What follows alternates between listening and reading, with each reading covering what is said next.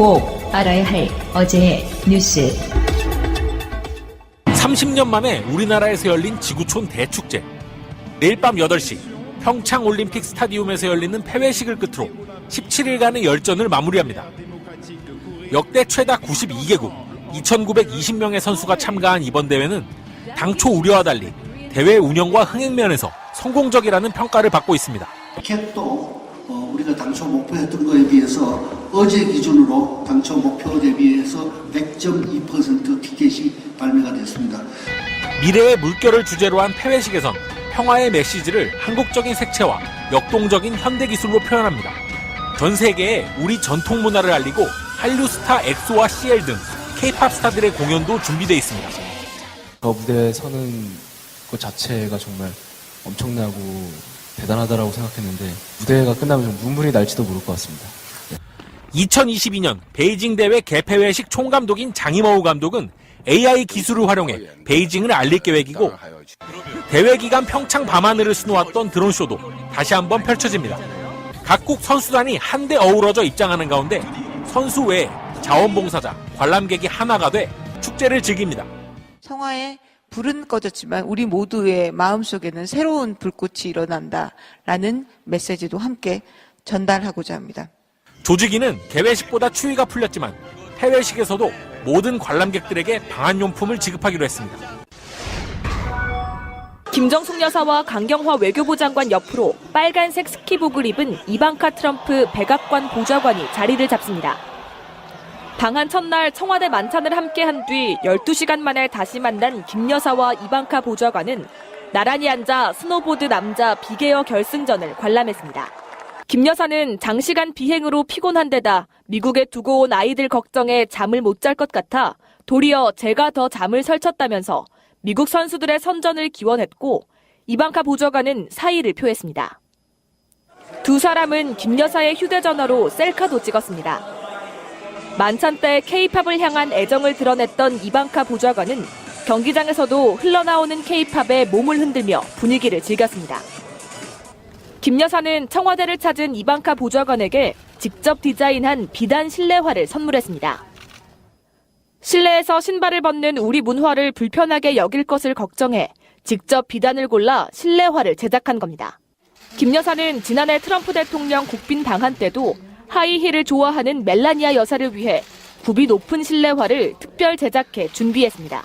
보좌관은 자신의 SNS에 따뜻한 환대와 함께 특별한 만찬을 베풀어 주신 문재인 대통령과 김정숙 여사에게 감사드린다고 적었습니다. 180억 원의 벌금을 선고받은 최순실 씨가 대법원 판결 이후 벌금 대신 노역을 한다면 하루 노동의 대가는 1,644만 원입니다. 그야말로 황제 노역인 셈입니다. 황제 노역 논란을 촉발한 건 허재호 전 대주그룹 회장 판결입니다. 2011년 집행유예와 벌금 254억 원이 확정된 허 전 회장의 하루 일당은 5억 원이었습니다. 이 때문에 2014년 금액에 따른 최소 노역 기간이 법으로 정해졌습니다. 그러나 여전히 노역장 최고 한도는 3년으로 제한된 탓에 논란은 끊이지 않고 있습니다.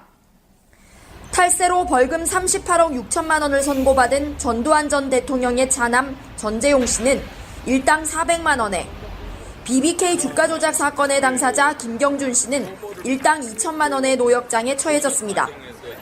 생계형 벌금 미납자들이 불과 몇십만 원의 벌금을 내지 못해 하루 10만 원의 일당으로 노역을 하는 것과는 확연히 비교가 됩니다. 화폐 가치라든지 또 경제 규모에 맞게 현실적으로 노역장 유치 기간을 현재 3년에서 5년 이상으로 늘릴 필요가 있습니다. 노역 기간과 일당에 제한을 두자는 입법 요구는 꾸준히 있어 왔지만 국회는 결론을 내지 못했습니다.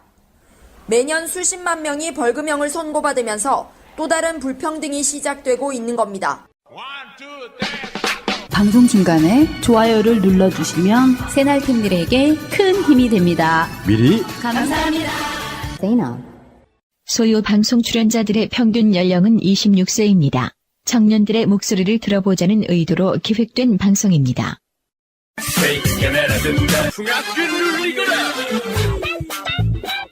소리 없이 요란한 방송 새날 소유 방송 시작하겠습니다. 반갑습니다. 안녕하세요. 안녕하십니까. 예, 안녕하세요. 오늘도 세 분 자리하셨습니다. 양세병님. 안녕하세요. 네, 송병호님 나오셨고요. 네, 이 작가님 나오셨습니다. 안녕하세요. 네, 이제 날씨가 많이 풀렸어요. 오늘 오전에 잠깐 일이 있어서 나왔는데 네. 오늘 코트를 입을까 패딩을 입을까 되게 고민을 했거든요. 네. 근데 오전에는 그렇게 또 안 춥다가 오후에 되니까 또 더 춥더라고요. 그래서 오늘 코트 입었으면 울 뻔했어요. 저도 겨울 잠바 입고 다니는데 오늘은 좀 덥더라고요. 근데 일교차가 좀 있어가지고. 네, 일교차가. 마침 또 내일 평창 동계올림픽 폐막이잖아요. 그러네요. 이제 추운 날씨 딱 지나고 이제 동계올림픽도 무사히 잘 마치고 그리고 이제 따뜻한 봄을 맞이하면 될 것 같다.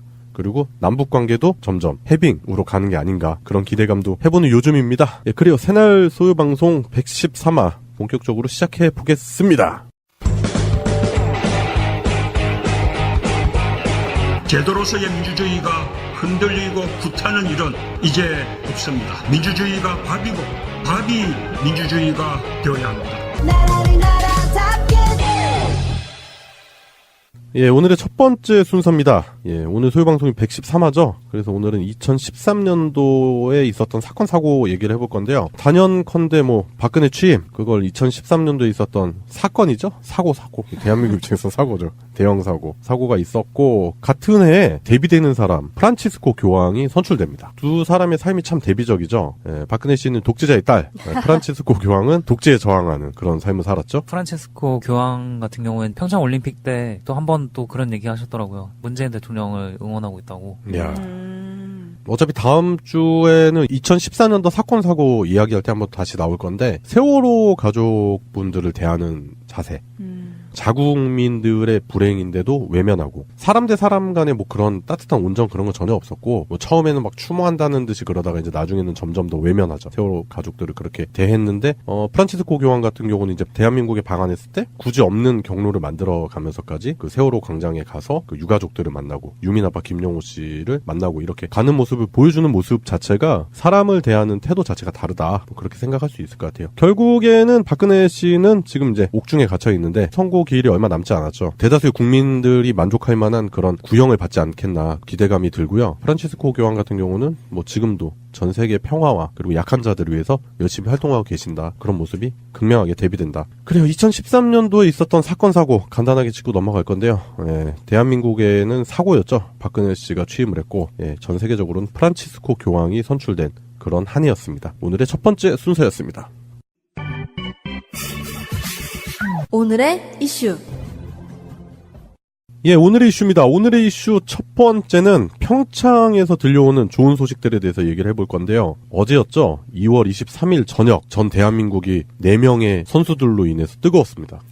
컬링 국가대표 얘기를 좀 해볼게요. 일본이랑 같이 대적을 했는데 처음에 이거 오래 안 가겠다, 금방 이기겠다라면서 보고 있었는데 갑자기 일본이 막 맹렬히 추적을 해서 이제 역전이 된다 하더니 이제 연장전에서 마지막 하나의 마지막 스톤으로 그냥 결정을 해버렸죠. 그 한일전이라서 더 재밌었고 그게 또 관전 포인트가 제가 컬링 경기 이런 거 잘 안 봐요. 안 봤는데 예선전에서 설 때 유일하게 본 게 한일전이었는데 그때 졌단 말이에요. 역전으로. 유일하게 졌죠. 유일하게. 예, 그래서 어제 그 마지막 10엔드에서 따라 붙는데 조마조마하더라고요. 그래서 야 이거 또 어떡하냐 막 이러면서 발 둥둥 구르고 있었는데 그렇지만 국민의 기대를 저버리지 않고 11엔드 연장에서 그냥 결정타 한 방으로 끝냈죠.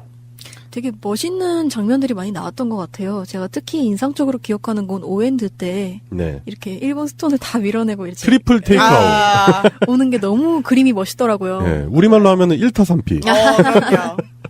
예, 일본 선수들도 적잖이 당황했을 건데 일단은 일본의 주장이죠. 후지사와 사츠키 선수 같은 경우는 집안이 그냥 컬링 집안이에요. 예, 그래가지고 엘리트구나. 예, 91년생인데 컬링 경력이 무려 20년이랍니다.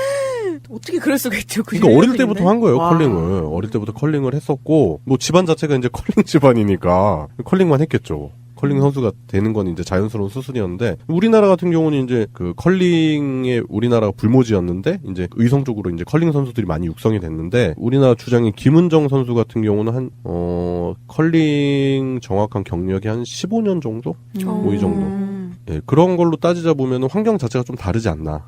그쵸. 그렇죠. 그런 부분도 볼 수 있는 것 같아요. 영미 걸스라고 하잖아요. 네. 그 영미 친구, 영미 동생, 영미 뭐 다 영미로 묶이는 예. 그 갈릭걸스라고도 뭐 불리는데 갈릭걸스라는 이름이 네. 너무 그 출신지에만 국한된 별명이었잖아요. 그래가지고 뭐 MBC에서 이름 공모도 뭐 새로 한다고. 그래요? 컬 크러쉬, 막 영미 스톤, 약간 영미 걸스 막 이런 얘기 되게 많이 나오고 있더라고요. 컬링 열풍이잖아요 지금. 네. 굉장히 많은 뭐 연예인들이나도 정치인들도 트위터나 이런 데서 팬임을 보여주고 있고. 컬링 퀸즈 뭐 이런 거 맞아요. 괜찮지 않을까요? 뭐 일단은 컬링 실력도 그 우리나라 이제 컬링이 갑자기 갑툭튀 뭐 어느 날 갑자기 홈 경기이기 때문에 이제 컬링을 잘한다 이런 게 아니라 엄청나게 노력을 많이 했대요. 그래서 준비도 많이 했었고 그렇기 때문에 이제 꽃을 피운다. 그렇게 어제 해설위원도 그렇게 말씀을 하시는 거 보니까 정말로 진짜 피나는 노력을 하지 않았나 그렇게 생각이 되고 이렇게 컬링이라든지 우리가 평소에는 잘 관심이 없었던 그런 비인기 종목들 있잖아요. 이런 종목들이 이렇게 떴을 때 그런 종목의 저변이 확산되는 것도 이제 우리가 관심을 가져야 되는 그런 한 부분이지 않겠나 그런 생각도 들어요. 이제서야 알려지는 거지만 여자 컬링 대표팀의 미담이 또 나오고 있는데요. 네. 그 2011년부터 경북의 컬링팀 선수들이 해외 아동을 후원하고 있었대요. 근데 이게 전혀 이슈도 안 되고 아무도 몰랐던 사실인데 이제 컬링팀이 유명해지고 대세가 되니까 이제 나오기 시작하는데 후원받던 아동이 그 영상을 올린 거를 계기로 이제 많이 알려지고 있어요. 그 도움 덕분에 이제 중학교 과정까지 마치고 고등학교 입학한다고 하는 그런 훈훈한 미담이 나오고 있더라고요. 지금 보니까 그 소년이 이제 보스니아 소년이더라고요. 그러니까 그 내전 지역이잖아요. 네. 그래서 전쟁이랑 이제 자국의 상황 때문에 교육을 못 받던 학생인데 이런 후원 덕분에 결국에 이제 자기가 잘 교육을 받고 있고 그래서 이제 대한민국 컬링 팀을 응원한다. 예, 그렇게 메시지를 보냈는데 이런 거 보면 참 훈훈해져요. 맞아요. 사실 그 컬링이 굉장히 비인기 종목이다 보니까 상금 같은 걸 타면 되게 급급할 것 같은데 막 회식도 해야 되고 뭐 장비도 사야 되고 되게 많을 것 같은데 그렇죠. 훈련 비용으로 사용한 다음에 남은 돈들을 가지고 선수들이 원하는 곳에 기부를 하는 방식으로 애초에 창단할 때부터 그렇게 이루어졌다고 하니까 굉장히 대단한 것 같아요. 예, 그렇게 이렇게 마음도 고운 사람들이 이제 컬링도 잘해요. 얼마나 이뻐요. 나 어제 보는데, 진짜 막 그 내일같이 기쁘더라고요. 맞아요. 네, 마지막 12랜드에서는 진짜 막, 제가 기독교 신자도 아닌데 막 기도하고 막, 통성기도했어, 통성기도. 신이야!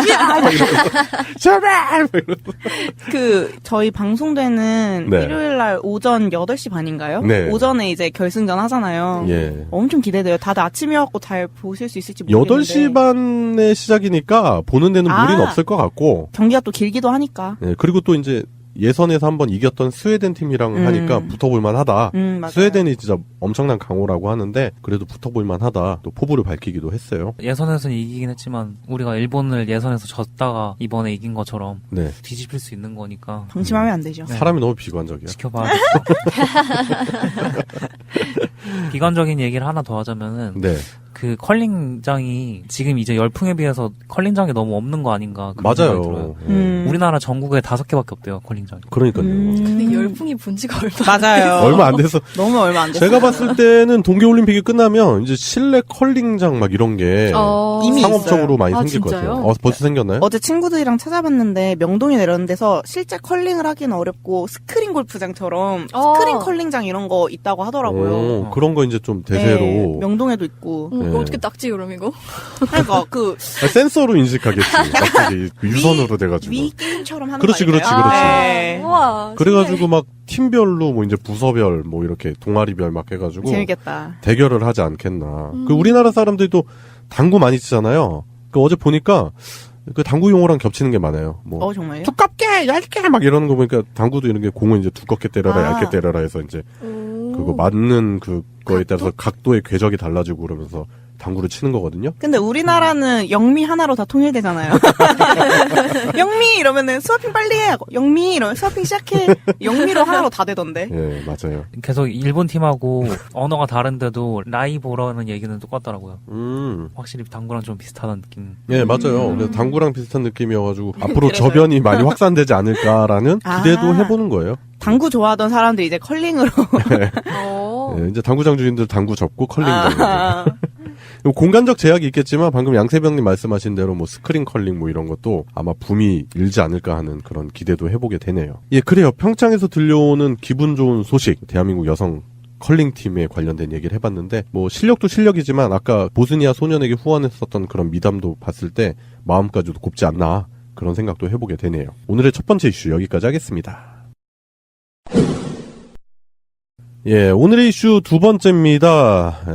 사람 같지 않은 사람들이 있어요. 갈수록 심해지는 것 같아요. 우리가 한번 소개했었죠? 2번 정도 얘기하지 않았었나요? 네, 뭐 일베 기자로 유명한 김세희 씨랑 일베 만화가 윤선 씨 얘기를 좀 해볼 건데 일단은 둘이 지인 사이는 아니라고 하지만 우리가 봤을 때 예전에 그 보수 수구 집회에 둘이 나와가지고 있는 인증샷 찍고 막 했던 거 보니까 김세희 기자 벤츠 뉴스에 윤서인 부부가 출연한 걸 봤을 때 보통 관계는 아닐 것이다라고 생각을 했는데 일단 김세희가 먼저 개소리를 합니다. 이번 평창올림픽 쇼트트랙에서 김아랑 선수가 헬멧에 세월호 노란 리본 달고 온 걸 가지고 비난을 하죠. 올림픽 정신에 위배됐다. 정치적이다라고 자신의 페북에 글을 올려서 수많은 사람들의 분노를 자아냈죠. 사실 우선적으로 이해가 안 가는 건 운동선수가 자기 의견을 그런 식으로 표현한다는 것 자체를 왜 길길이 날뛰는 건지 잘 모르겠더라고요. 운동선수들은 표현하면 안 되나요? 그리고 세월호 사건은 일단 정치적인 사건인가요? 아니잖아요. 당시 새누리당과 지금 현재 자유한국당 의원들이 그 사건을 정치적으로 이용했죠. 그럼요. 예. 노란 리본 의미 자체가 추모지 이게 절대로 정권을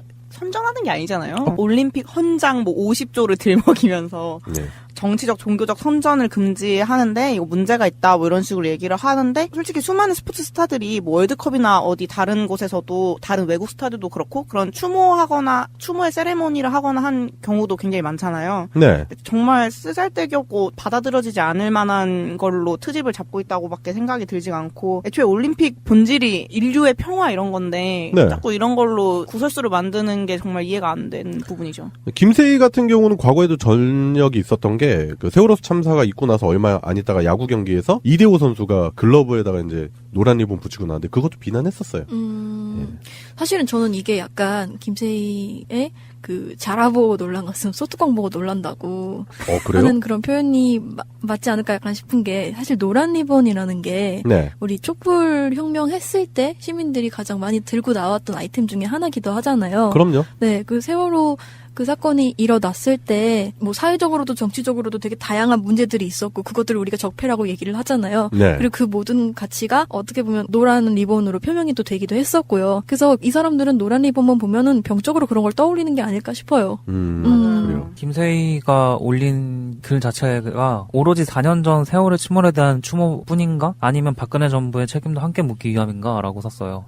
그러니까 우리들은 당연히 그냥 추모의 의미로 받아들이는데 말 그대로 정말 뭐 보고 놀란 가슴처럼 아니면 도둑이 제발 저리건가. 그 쥐가 괜히 쥐가 질문을 그렇게 했네. 그러니까 이런 거에 대해서 이제 김아랑 선수가 이러면 끝나는 거잖아요. 오로지 4년 전에 추모뿐이다 라고. 근데 뭐 김아랑 선수가 너무 그 심적으로 고생을 많이 하는 것 같더라고요. 너무 안타까웠어요. 본인도 이게 이렇게까지 이슈가 되고 문제가 될 줄 생각을 못했다고 인터뷰에서 얘기를 하는 걸 봤는데 정말 저희도 다 그러잖아요. 가방에 세월호가 걸려있는지 안 걸려있는지도 잘 기억 못할 정도로 그냥 묻어 나오고 있는 거잖아요. 뭐 핸드폰 뒤에 스티커가 언제 붙였는지 기억도 잘 안 나고 그냥 그런 식으로 김아랑 선수는 생각했던 것 같은데 그게 이렇게까지 문제가 되니까 그날 이후로 이제 붙이지 않고 나오고 있었잖아요. 근데 아직까지도 인터뷰마다 세월호 리본에 대해서 계속 물어본대요. 기사들 보니까 다들 그걸 계속 물어보더라고요. 김아랑 선수가 굉장히 그거에 의기소침해지거나 가슴 아파하지 않았으면 하는 바람이 있어요. 네, 일단은 그 김아랑 선수에게 그 팽목항에서 전화가 왔대요. 맞아요. 예, 유가족분들이 전화해서 고맙다고 했고 그것 때문에 이제 기자회견하다가 눈물을 보이기도 했는데 참 마음이 고운 것 같아요. 그래서 금메달을 획득하는 원동력이 이런 착한 마음에서 나오지 않나 그런 생각도 해보게 됩니다. 새가 날아든다는 여러분들의 하트를 먹고 삽니다. 잊지 않으셨죠? 에피소드 제목을 누르고 플레이가 되면 오른쪽 위에 하트를 꾹 눌러주세요. 오늘도 감사합니다.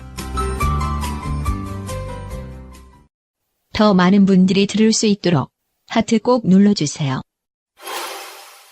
김세희 기자가 글을 쓰는 거랑 전후 관계가 어떤지는 잘 모르겠는데 굳이 알아보려고 하진 않았어요. 지저분해서 거기 들어가서 보고 싶지 않아요. 그렇죠. 우리가 사람끼리 이제 대화를 해야 되는데 개 짖는 소리까지 다 들을 필요는 없죠. 자세히 알아보진 않았는데 그 일베 사이트에 그런 글이 올라왔대요. IOC에다 직접 제소를 했다고 그러면서 인증 글을 올린 거예요. 자기가 IOC에다 글을 써가지고 이게 정치적인 표현이다 그러면서 그걸 제소를 한 걸 인증으로 올렸다는 글이 또 있었대요. 그러니까 이게 김세희만의 생각인지 아니면 어딘가 약간 중앙에서 이걸 조율을 좀 해준 게 있는 건지 잘 모르겠지만은 뭔가 좀 조직적으로 보이는 부분도 있었습니다. 어용단체가 일베가 된다는 말씀이시네요, 그러면. 그러니까 뭐 김세희가 일베를 선동했을 수도 있는 거고, 그렇죠. 누군가의 사주나 혹은 아니면 그런 부분도 있었을 수 있다고 생각이 들고, 아니면 뭐 일베에 편승해서 그렇게 또 행동을 했을 수도 있다 그런 생각이 드는데. 그러면 일베가 김세희고 김세희가 일베이기 때문인가? 김세희 일베 일체설. 내가 일베인지. 내가 일베다. 막 이러면서 당당히 나서지 못하더라고. 그거는 굉장히 좀 이상했는데, 근데 그 글이 올라온 다음 날에 TV를 딱 봤는데 김아랑 선수가 떼고 나온 걸 봤어요. 그 검은색 테이프로 붙였죠, 덮었죠. 부서진 걸 봤는데, 근데 그날 이제 열이 받쳐서인지 뭔가 경기를 잘하셔서 굉장히 좀 통쾌했었어요. 좀 아쉬웠던 게 차마 떼진 못하고 살짝 덮어두는 걸로. 그 장면조차도 많은 시민분들의 가슴을 좀 아프게 했죠. 근데 IOC에 제소하면 IOC에서 답이 오겠죠? 만약에 제소했다면? 그냥 간단하게 한 줄로 보내도 될 것 같은데, IOC에서. 뭐랭? 있잖아요. Fuck you. 대응을 안 할 수도 있고. 올림픽에서 이제 검은 장갑 퍼포먼스라고 그래서 그 사건 있잖아요. 예, 있었죠. 흑인의 인권을 향상시킨 굉장히 역사에 기록되어 있는 유명한 사건인데. 네, 맞아요. 네, 그거랑도 비교는 해볼 수 있을 것 같아요. 이거를 정치적으로 생각한다는 발상 자체가 웃긴 거고, 김세희가 자꾸 MBC에서 버티고 있는 게 좀 대단할 정도로 MBC가 많이 봐주고 있는 것 같아요. 최승호 사장 체제에서 버티기 힘들 것 같은데 아직까지 버티고 있는 거 보면은. 그리고 최근에 본 뉴스 중에 하나가 좀 재밌는 게 있는데, KBS에서 일베 기자였던 사람이 춘천으로 발령이 갔대요. 그래도 이제 춘천 KBS에서 그 새끼랑 같이 근무하기 싫다. 이러고 직원들이 단체로 반발하는 일도 있었다고 하는데, 김세희도 그렇게 되지 않을까. 저는 그런 생각을 해보게 됩니다. 청와대에 청원이 올라왔죠. 네. 열심히 동참을 좀 해주셨으면 하는 바람입니다. 예, 그래요. 그렇게 김세희가 쌩 난리 부르스를 치고 나서 오늘이었죠. 수많은 시민분들을 열받게 하는 윤서인의 웹툰이 문제가 되고 있습니다. 보신 분들은 알겠지만 이건 진짜 사람으로서 이거는 표현의 자유건 뭐건 이건 완전히 이건 범죄 아닌가요? 진짜로 그거 보고서 너무 어이가 없고 화가 나가지고 진짜 심장이 막 빨리 뛸 정도로 진짜 너무 깜짝 놀랐어요. 이거가 사람 머리에서 나올 수 있는 건가 싶을 정도로 비유가 너무 이상하잖아요. 네. 그러니까 이게 북한의 김영철 부위원장의 방안을 두고 비판을 한 것 같은데, 일단은 뭐 대부분의 애청자분들도 보셨을 거예요. 딸아, 널 예전에 성폭행했던 조두숭 아저씨 놀러 오셨다. 우리 땡땡이 많이 컸네. 인사 안 하고 뭐하니 하면서 어떤 소녀로 보이는데 이제 땀을 흘리면서 불안해하는 모습인데, 아이 개X다 진짜 이건. 미친 거죠. 아니 그리고 이거는 명예훼손이라고 말하기 너무 가벼운 용어처럼 들릴 정도로 진짜 너무 모욕적이에요. 이거는 폭력이죠, 진짜 폭력이에요, 이건 진짜. 사실 이게 진짜 가장 뚜렷하게 나타나는 강약약강의 모습이 아닐까 하는데, 사실 정부를 그렇게 떳떳하게 욕할 거면은 정부를 욕하면 되지. 꼭 약자인 그 피해자를 농락하는 거잖아요. 지금 그 조두순이죠. 조두순 사건 때문에 수많은 시민분들이 분노하고 그리고 조두순 출소 때문에 불안해하고 있단 말이에요. 그럼요. 그런 부분까지를 생각해 본다면 이 윤서인이란 작자는 추방시켜야 될 것 같아요. 제가 그 김세희 기사 이런 것까지 봤을 때는 그냥 또 일베들이 또 이렇게 하는구나 이러고 넘겼었는데, 미펜툰? 이거를 보고 나서는 진짜 너무 깜짝 놀라서 제가 일베를 들어가 봤어요. 일베 왜냐면 정말로 일베들은 이것도 농담으로 여길 수 있는 건가? 진짜로 싶어가지고 저는 윤서인이 제가 생각하던 일베보다도 너무 쓰레기인 것 같아서 들어가 봤는데 비난 댓글 한 800개 넘게 있더라고요. 정말 일베에서도 윤서인 여태까지 좋게 봤는데 이건 좀 아니지 않냐? 야 솔직히 일베도 내가 11년 했는데 이제는 나갈 때 된 것 같다라는 식의 댓글이 진짜로 이 새끼는 2배야 2배. 네, 아니 근데 진짜 심각해. 네, 한 김세희 정도가 일베 수준인데 윤서인은 한참 더 윗길이야 윗길. 네, 제가 진짜 다 들어가 봤어요. 댓글도 진짜 다 읽어봤는데 다 말투는 좀 거북스러웠지만 어쨌든 다 윤서인을 거의 욕하고 있더라고요. 네, 그리고 윤서인이 좀 알아둬야 될 게 있는데, 예전에 김영철 부위원장을 환영하고 그랬었던 건 현 정부뿐만 아니라 새누리당도 새누리당, 당시 새누리당도 그랬습니다. 이 X나. 그리고 이거 피해자 아버지를 문재인 대통령 얼굴로 그려놨잖아요. 그렇죠. 역할 에너지도 안 나와 있어. 이게 그리고 대사를 잘 보면은요. 네. 조두순이라고 안 쓰고 조두숭이라고 써놨어요. 네. 근데 이게 사실은 공공연한 명예훼손죄를 피해가기 위한 네. 흔한 꼼수 중에 하나거든요. 쪼다 게다가 이거를 네. 그릴 때 그냥 그린 게 아니고 뭔가 법적인 것까지 다 생각해서 그린 거예요. 이건 그러니까요. 굉장히 치밀한 거라고 교활하네요. 볼 수 있어요. 네. 근데 제가 또 열받는 게 뭐냐면 윤서인이 가끔 자기 이렇게 사진을 어디다 올리나 봐요. 근데 사진에 이렇게 어렴풋이 자신의 그러니까 애들도 이렇게 보이는데 야 진짜 자식까지는 애비라는 새끼가 진짜 이거는 개쓰레기입니다 진짜. 도태됐어야 되는데 짝짓기 경쟁에서 도태됐어야 되는데. 네. 일베한테도 무시당하는 같은 윤서인. 야, 이런 자를 가만히 놔둬야겠습니까? 지금 이게 23일 날 올라왔던 걸로 알고 있는데 현재 미디어펜에서 만원 삭제되어 있는 상태고 네네. 그리고 24일 날 오후 3시 기준으로 이 국민청원에서 10만 명이 넘어가고 있거든요. 지금 서명이. 네. 이거는 그때 팀추월전 네, 네, 그 김초월. 사건보다도 더 빨리 지금 모이고 있어요. 그래서 네. 조두순 사건의 피해자 가족을 우롱하는 윤서인을 처벌해 주십시오라는 제목의 청원 글인데 애청자분들도 다들 빨리 가셔서 서명을 해서 정말로 이거는 벌을 받아야 됩니다. 예, 이런 새끼들은 손가락을 다 반대로 꺾어가지고 자신의 이런 작품, 예. 작품이요? 작품 이런 쓰레기를 못 그리게끔 만들어야 돼요. 예. 사실은 이런 만화를 통과시켜준 언론도 문제가 있는 거죠. 미디어펜 문제 있어요. 미디어펜 문제 있네요. 네, 진짜 이건 문제 있는 거예요. 전에 그 홍대 쪽에 일베 동상 한번 샀다가 입구에 세워졌어. 네. 파괴된 적 있었잖아요. 맞아요. 이거는 만화라서 파괴도 못 시키고. 그러네. 그러니까 네. 삭제되면 뭐예요? 지워지지가 않으니까. 미디어펜에서 삭제되긴 네, 했는데 네. 뭐 아직도 다 떠돌아다니고 있죠. 예, 그래요. 이런 버러지 같은 인간들을 같은 하늘 아래에서 숨쉬고 있다라는 것 자체가 너무 열이 받는 게 저는 그래요. 솔직히 일베 중에 일부 그리고 이제 수고 보수 집회 나와서 이제 보수 받아가시는 분들 보면은 어쩔 때는 좀 안쓰럽다는 생각이 들어요. 아 진짜 저분들은 이제 조종당하고 이렇게 뭔가 잘못된 정보로 저러고 있지 않겠나라는 그런 측은함이 드는데 이런 식으로 지능적으로 선동하고 안티하는 놈들 있죠. 김세희라든지 윤서인 이런 놈들이 진짜 나쁜 놈들이에요. 맞아요. 선동 당하는 사람은 좀 불쌍할 수 있어도 네. 하는 사람은 완전 의도적이죠. 이거 완전히 왜곡된 야 진짜 어떻게 이런 진짜 예 네. 한번 만나고 싶어요 저는. 예. 그래서 청원 하나 올리려고 윤선이랑 죽을 1대1로? 때까지 데스 매치를 할 수 있게끔 나라에서 허용해 달라. 난 자신 있어. 예. 아 응원합니다. 진짜로. 예, 진짜로. 아 진짜 뭔 짓을 할지 모를 것 같아요. 얼굴 다 공개돼 있는데 아직까지 아무 탈 없이 살아있는 게 좀 신기할 정도로 정말. 예. 대한민국 참 대단하네. 진짜.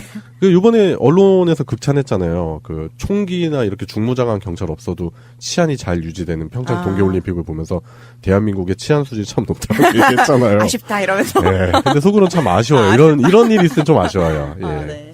예, 그래요. 지금 국민들의 가슴에 분노를 유발시키는 구타 유발자 2명, 일베 기자 김세희, 그리고 일베 만화가, 일베에서도 개무시당하는 만화가 윤서인에 대한 얘기를 해봤는데, 이런 자들이 기자라고, 언론의 자유, 그리고 작가라고, 표현의 자유, 이렇게 얘기하는 것 자체가 어불성설이죠. 네. 네, 이런 자들은 그래요. 그렇게 이 나라가 싫고 주변에서 숨쉬는 사람들이 그렇게 미우면 그냥 당신네들이 원하는 나라로 갔으면 좋겠습니다. 이거 추방시켜버리면 안 되나? 추방청원. 청원 내용을 좀 바꿔볼까요? 네, 추방시켜버리자고. 아 정말로. 네. 그래가지고 영구 추방해가지고 유승준처럼 다시 못 들어오게. 네.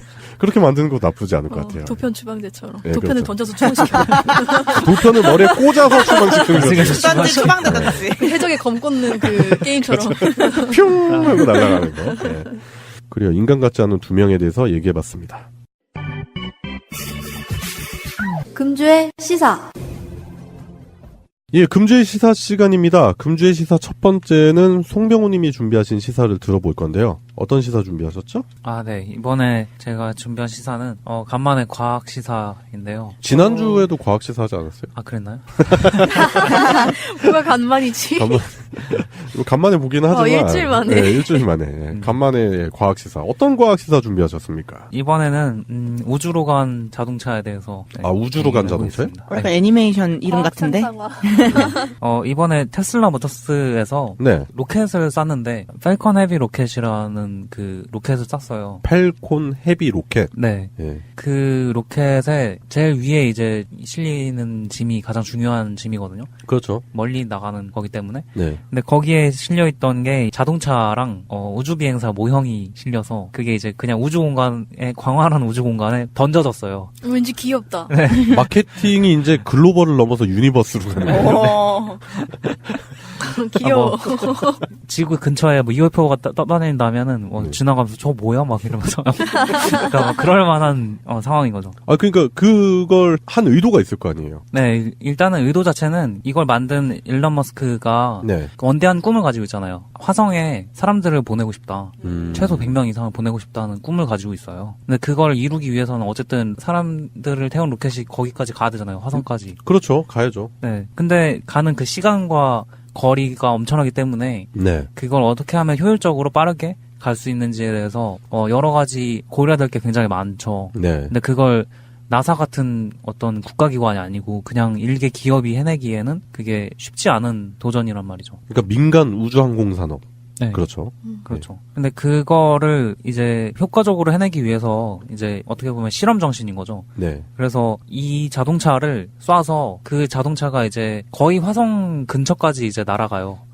그 궤도를 그리게 되는데 네. 그 궤도가 이제 지구나 화성이 태양 주위를 공전하는 것처럼 비어있는 공전 궤도로 이걸 날린 거예요. 네. 그래서 지구와 화성 그 사이를 그냥 계속 떠돌게 궤도를 잡아서 쏜 거예요. 그러니까 화성에 갔다가 다시 지구 쪽으로 이렇게 도는 거죠? 네. 태양하고 좀 가까워질 때도 있고. 그러면 태양 근처로 가면 녹지 않을까? 많이 가까워지지 않은데. 예. 네, 태양 근처까지도 이제 날아갔다가. 네. 다시 지구를 지나서 다시 화성으로 날아가는 궤도를 계속 그리는 거예요.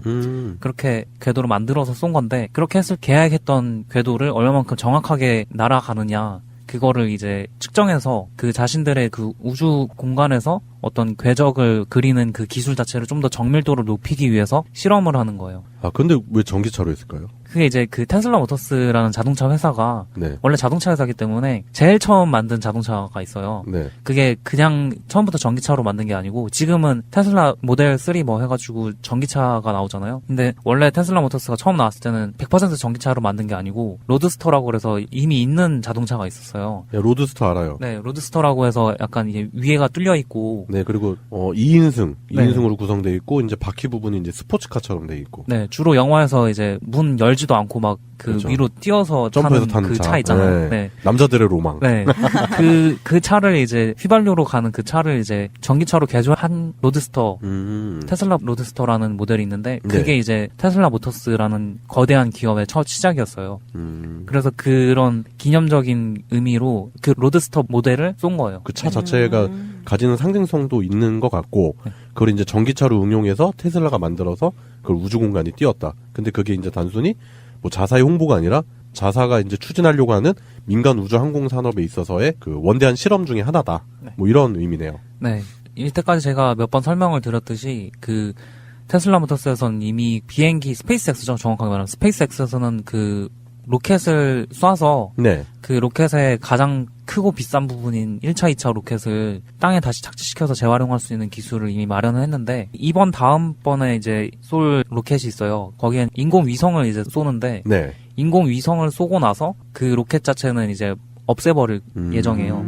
왜 재활용을 또 안 하고 없애냐고 물어볼 수 있는데 네. 그 바로 다음으로 계획되어 있는 게 BFR이라는 로켓이 있어요. 빅 펠컨 로켓의 약자인데 그 BFR이라는 로켓은 진짜로 사람을 화성까지 보낼 수 있을 만큼 엄청나게 커다란 로켓이에요. 아, 그러니까 진짜로 그 화성에 사람을 보낼 수 있는 그런 여건까지 만들어 낼 것이다. 네.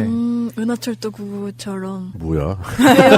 왜요? 이상한가? 은하철도 999는 좀 아닌 것 같고. 그런가? 네, 뭐 영화 마션? 마션은 이제 사람들 화성에서 살잖아요. 훨씬 현실적인. 네. 네, 은하철도 999는 좀 아닌 것 같고. 왜? 너 너무 갔어. 그래요? 그래서 엄청나게 커다란 로켓을 만들면은 네. 그거는 재활용을 하는 것도 있지만은 그걸 재활용하게 되면 얻는 부가적인 이득이 훨씬 크기 때문에 지금 재활용할 수 있는 로켓들을 다 없애버리려는 계획인 거예요. 그래서 이제 그게 만들어지고 나면 진짜로 이제 인류가 화성에 갈 수 있는 거예요. 비단 화성으로만 가는 것뿐만 아니고 그 로켓으로 여객기처럼 쓰겠다는 계획까지 있어요. 우주 여객기. 네. 맞잖아, 은하철도 999. 그럼 기차잖아. 그거는 이제 다른 별로 갈 때 쓰는. 야, 우리 거는요. 뭐 기차 말도 안 되는 소리 하고 있어. 뭐 하여튼 네. 로켓을 쏴가지고 그러니까 1시간 만에 지구 반대편까지 갈 수 있는 거예요. 야, 우주 여객기는 좀 짜릿하네요, 진짜. 재밌다. 예, 예전에 그 만화 영화에서나 봤었잖아요, 우리가 우주 여객기. 예, 우주 간의 운송 수단. 그게 이제 지금까지는 마하 몇으로 다니는 그 초음속 제트 여객기 같은 거를 썼는데 그것보다도 이게 더 훨씬 더 효율이 좋을 거라는 그런 예측이 있고 그래서 이제 곧 있으면 지금은 굉장히 적자를 많이 보고 있는데 곧 있으면 흑자 전환이 될 거다라는 기대감에 다들 차 있는 거죠. 그래요. 좀 쇼킹해요. 언제나 이제 송병호님이 가져오는 시사 보면은 외신으로 들어오긴 하겠지만 접하기 힘든 기사들인데, 야, 그 정도까지 민간 우주 항공 산업이 발전하고 있다라는 얘기를 들어보니까 뭐 국내 현실도 어떻게 돼가고 있는지 궁금하기도 하고 부러운 생각도 들고 그 대신에 화성에 가고 싶진 않고. 네. 올림픽도 많이 하고 있지만은 네. 올림픽 기관하고 또 이런 일도 있고 해서 기술자인 저로서는 굉장히 꿈을 꿀 수 있는 게 굉장히 많은 것 같아서 굉장히 좋고요. 그 이번에 그 인텔에서 네. 선보인 기술 중에 VR 기술이 있어요. 그래서 실시간으로 VR을 딱 쓰면 이제 경기장에 가 있는 것 같은 효과를 주는 그런 기술이 있었는데 네. 그게 되게 허접하게 만들어가지고 좀 사람들이 많이 실망을 했어요. 네. 근데 그거를 제가 이번에 그 올림픽 보면서 삘 받아가지고 그걸 이제 비슷하게 만들었는데 그래요? 그거가 이제 거의 완성이 됐어요. 한번 가져와봐요, 스튜디오에서 해보게. 네, 좀 있으면 이제 뭔가 서비스를 할 것 같고. 예, 하여튼 뭐 그런 식으로 해서 과학이 이렇게 서로 이제 피드백을 받아가면서 발전하는 것 같아요. 송병호님이 만드신다는 그 VR 기술도 기대가 되고 엘론 머스크의 테슬라가 준비하는 우주 항공 기술도 기대가 되네요. 재밌는 얘기를 좀 더 해드리면 이 로드스터 안에 타고 있는 인간 모델의 이름이 스타맨이에요. 스타맨이요? 네, 스타맨. 근데 이름은 좀 유치하다. 네, 좀 유치하죠. 근데 이 스타맨이 근데 거기서 타고 가만히 있는 게 아니고 예. 음악을 듣고 있어요. 그러니까 무슨 음악을 들을까? 그 차에서 계속 음악이 틀어져 있는데 그 음악이 딱 두 가지예요. 스페이스 오디티라는 음악이랑 예. Is there life on Mars? 그러니까 화성에 생명이 있나요? 라는 그런 음악 두 개가 계속 반복되고 있어요. 네. 그래서 whereisroadster.com에 들어가면은 얘가 지금 어디를 떠다니고 있고 어느 궤도로 나갈 거고 지금 이 음악을 몇천 번 들었다는 거가 자세하게 나와요. 재생 횟수까지. 네. 근데 그 사이트 이름이 뭐라고요? whereisroadster.com. whereisroadster.com. 예. 거기로 들어가 보시면 스타민이 지금 현재 어디서 방황하고 있는지 그거 확인할 수 있다. 그것도 그냥 가끔 보면 재밌을 것 같네요. 예. 고통받고 있어, 스타맨 지금. 예, 그리고 송병호님이 준비하신 시사였습니다. 예, 금주 시사 두 번째는 양세병님이 준비하신 시사인데요. 어떤 시사 가져오셨죠? 네, 저는 이번에 태움에 대해서 얘기를 해보려고 합니다. 지금 문제가 많죠. 좀 여기저기서 증언들 그리고 여기저기서 제보들이 많이 나오는 것 같더라고요. 이 사건을 아예 접하지 못하신 분들을 위해서 좀 설명을 하자면 굉장히 큰 대학병원에서 근무하던 한 간호사가 15일날 투신 자살을 하는 사건이 있었어요. 투신 자살했는데 이게 태움 때문이다라고 해서 사람들이 태움이 뭐지? 하면서 이렇게 많이 찾아들 보셨을 텐데 그 네이버 지식백과에도 등재가 되어 있는 단어예요. 이게 영혼이 재가 되도록 태운다라고 해서 태움이라고 하는데 이게 선배 간호사가 신임 간호사를 가르치는 과정에서 괴롭힘 등으로 길들이는 그런 규율 문화를 지칭하는 용어라고 설명이 되어 있어요. 사실 문화라고 얘기되어 있는 건 좀 마음에 안 들고 이건 문화가 아니죠. 악습이지 악습. 네, 명목은 교육이지만 실상은 과도한 인격 모독 그리고 대부분의 간호사들의 이직이 높은 이유가 이거 때문이라고들 많이 해요. 실제로 그 2016년도에 보면은 보통 간호사가 15.7% 정도 이직률인데 신규 간호사는 35%라고 하고 대한간호협회에서 조사한 바에 따르면 10명 중에 7명이 병원에서 인권 침해를 당했다. 그 대부분이 그 선배 간호사 이런 조사가 있었어요. 네. 그래서 이게 당연히 생명을 다루는 곳이다 보니까 조금의 잘못도 용납돼선 안 되고 또 그런 위계질서 같은 게 좀 철저해야 되는 게 이해는 가지만 이 과정에서 인격 모독이 빈번하게 이루어지면서 이게 병폐를 낳은 건데 이거를 수면 위로 떠오르게 한 이 사건을 다시 보면은 그 원래는 신규 간호사는 선배 간호사랑 같이 일을 배워야 되는데 선배 간호사가 인력이 너무 부족하고 또 스트레스 많이 받다 보니까 보통은 그런 스트레스를 좀 푸는 것처럼 약간 괴롭힘을 많이 하는 경우가 많대요. 이런 경우도 비슷한 것 같은데 실제로 유서에 괴롭힘을 당했다라는지 아니면 이름 같은 것도 적혀 있다고 해서 직장 내 괴롭힘 문화 때문에 문화라고 하긴 좀 그렇고 그런 것 때문에 문제가 생긴 건데 병원에서는 아직도 이거를 그냥 뭐 개인적인 일로 치부하고 병원에서 문제가 없었다라고 얘기를 하고 있다고 해요. 이거를 이제 언론이나 많은 전문가들이 인건비 절감을 위해서 최소 인력으로 굴리는 병원들 때문이다라고 원인을 많이 얘기를 하고 있는 상태인데요. 굉장히 적은 인력과 많은 환자뿐만이 아니고 사실 그 임신 순번제나 퇴사 순번제 같은 얘기가 있는 게 간호 교대 근무 쪽에서 많이 나오는 게 어쨌든 병원에서 인력에 돈을 쓰지 않기 때문에 벌어지는 일인 건 맞잖아요. 인력이 엄청나게 부족하죠. 예, 진짜 어제 오늘 일이 아닌데 의료 현장에서 특히 간호사 인력 부족 문제는 진짜 어제 오늘 일이 아니에요. 맞아요. 그 보건의료 인력 수급 축의 연구 결과를 보면 2018년도에는 그 마이너스 정도가 마이너스 12만 2천이래요. 그러니까 인구 1000명당 그 간호 인력을 계산해 보면은 OECD 평균의 절반밖에 안 되는 수준이라고 해요. 우리나라가 병원에 대한 진입 장벽은 굉장히 낮잖아요. 가격도 저렴하고. 그런데 그에 반해서 이렇게 대접이 안 되고 있다. 그 간호 인력이 너무 부족하다. 이런 문제가 있고. 그리고 이것 때문에 간호사의 노동 환경은 휴게 시간이 평균 하루 29.7분 이렇게 조사 결과가 나왔어요. 제가 이제 뭐 의료 쪽에 일하다 보니까 네. 주변에서 이제 지인들, 뭐 간호사로 일하시는 분들이 많은데 얘기 들어보면 진짜 밥 못 먹는데요. 맞아요. 밥 먹을 시간도 없고 밥 먹으러 가면은 뭐 그냥 후다닥 대충 아니면 간단하게 때우는 정도로 해서 그 기본적인 권리마저도 보장이 안 되는 삶을 살고 있죠. 근데 외부에서 봤을 때 뭐 간호사는 뭐 급여도 많이 받고 괜찮지 않느냐라고 하지만 실제 현장에서 보면은 거의 뭐 전쟁, 지옥 그 정도 수준의 근로 환경에서 근무를 하고 있다고 하더라고요.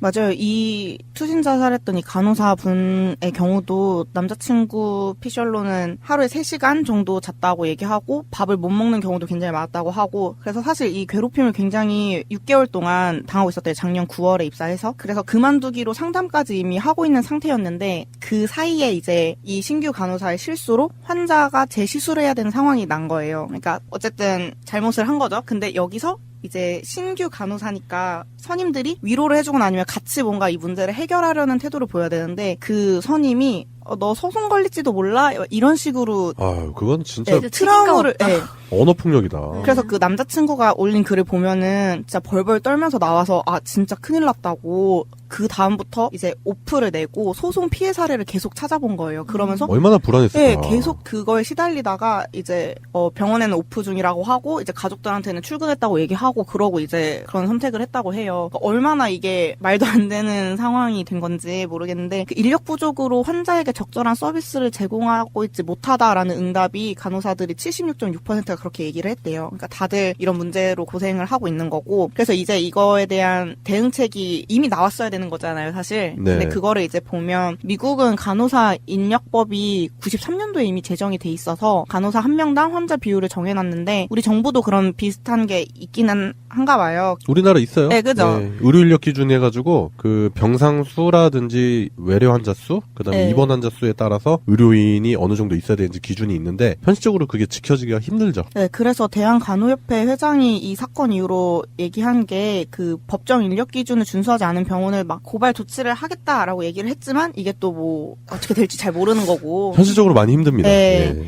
그리고 그 사건의 간호사분은 중환자실에서 3명을 맡았다고 해요. 근데 보통은 2명을 맡은 경우에도 굉장히 진짜 죽을 만큼 힘들대요. 밥 먹을 중환자실은 진짜 또 말 그대로 중환자이기 때문에 엄청나게 노동이 많이 근데 강조가 되죠. 신규 간호사가 3명을 맡은 거는 정말 말도 안 되는 건데. 그건 좀 정도가 좀 지나치지 않나 그런 생각도 들고요. 네네. 그래서 이런 문제들이 굉장히 심각한데 이제 국회가 간호사들의 그런 근무 처우나 이런 퇴임 문화를 방지할 수 있는 법을 만들어 놨는데도 1년이 넘도록 방치가 되고 있는 것으로 드러났다는 그런 기사를 봤거든요. 네. 이게 관련 법안들이 사실 제때 통과만 됐었어도 그런 피해자가 나오지 않았을 수 있었는데 그 22일 정치권에 따르면 그 관련 법안이 확인된 것만 일단 5개 정도가 있대요. 네. 그중 3개는 2016년도에 발의됐는데 아직도 1년 넘게 방치가 되고 있는데 그러니까 국회의원들이 이 1년 동안 이런 거에 관심을 가질 일도 없고 관심이 없어서 방치가 되고 있었던 거죠. 그리고 아까 그 태움이라는 용어 자체도 저도 처음에는 무슨 말인지 이해를 못했었는데 다른 괴롭힘과의 다른 점이 나를 서서히 잃어간다라는 그 느낌이래요. 그러니까 태운다는 게 실제로 폭력을 당하거나 뭔가 정말 뭐 상처가 날 정도로